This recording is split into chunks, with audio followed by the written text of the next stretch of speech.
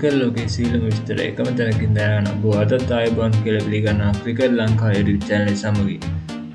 පැතුම් නිශ්ශංක ක්‍රීඩා කරන ගල්ෆ් ජයන්ට් කණ්ඩායම හා අබුඩාබි නයිට් රයිඩර්ස් අතර තරඟය ඊයේ රාත්‍රියේදී පැවැත්වුණා. එහිදී කාසියාපාසි ජයග්‍රහණය කර අබුඩාබි නයිට් රයිඩර්ස් කණ්ඩායම පළමුව පන්දු රැකීමට තීරණය කළා. ඒ අනුව පළමුව පන්දුවට පහර දීමේදී පිටියේ පිවිසි ගල්ෆ් ජයන්ට් කණ්ඩායමේ ආරම්භක පිටිකරු පැතුම් නිශ්ශංක 6-5-1-4-5-1 ලබා සිටී ලකුණු 17කට දැවී ගියා. මෙම තරගයේදී සුපිරි ඉනිමක් ක්‍රීඩා කර රමනුල්ලා ගුර්බාස් 6-5-5 4-4 සමග අනර්ග ලකුණු 72ක් රැස් කළා.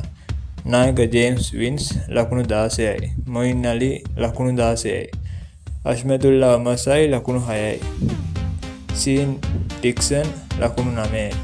මැතිව් ෆෝඩේ ලකුණු නොලබා පළමු පන්දුවෙන්ම පන්දුව කඩුල්ලේ වැදී දෙවී ගියා.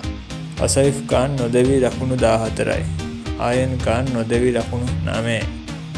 කෙසේ වෙතත් ගල්ෆ් ජයන්ට් කණ්ඩායම නියමිත පන්දු වාර 20 අවසානයේ කල්ලු 7ක් දැවී ලකුණු 165ක් රැස් කරා. පන්දු යැවීම අතින් පියුෂ් චවුලා කල්ලු 4ක්ද, ජේසන් හෝල්ඩර්, කුමාර් ඔලි ස්ටෝන් එක් කඩුල්ල බැගින් දවා ගත්තා. පසුව ලකුණු 166ක් හඹා යාමට පිටියට පිවිසි අබුඩාබි නයිට් රයිඩර්ස් කණ්ඩායම ආරම්භක පිටිකරු යුගල ලකුණු 61ක සමතාවයක් ගොඩනැගුවා. පිල් ෂෝල් ලකුණු 35යි. 6-5-1 4-4ක් ඔහුගේ ඉනිමට ඇතුළත්. ඇලෙක්ස් හේස් ලකුණු 46යි. ලියම් ලිවින්ස්ටන් ලකුණු 12යි. රදර්ෆර්ඩ් ලකුණු 30යි.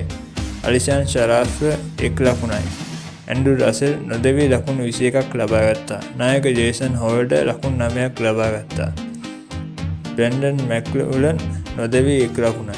ඒ අනුව අබුඩාබි නයිට් රයිඩර්ස් කණ්ඩායම තවත් පන්දු 4ක් හා කල්ලු 4ක් ඉතිරිව තිබිදී තරඟය ජයගත්තා. පන්දු යැවීම අතින් ශම්සි කල්ලු 3ක්ද, ෆ්‍රෙඩ් ක්ලාසන් කල්ලු 2ක් හා ක්‍රිස් වුඩ් 1 කඩුල්ලක්ද දවා ගත්තා. තවත් මෙවැනි ක්‍රිකට් ලෝකයේ නවතම තොරතුරු දැනගැනීමට අපව සබ්ස්ක්‍රයිබ් කර බෙල් අයිකන ක්ලික් කරන්න. ඒ වගේම ඔබගේ වටිනා අදහස් පහලින් කමෙන්ට් කරගෙන යන්න අමතක කරන්න එපා.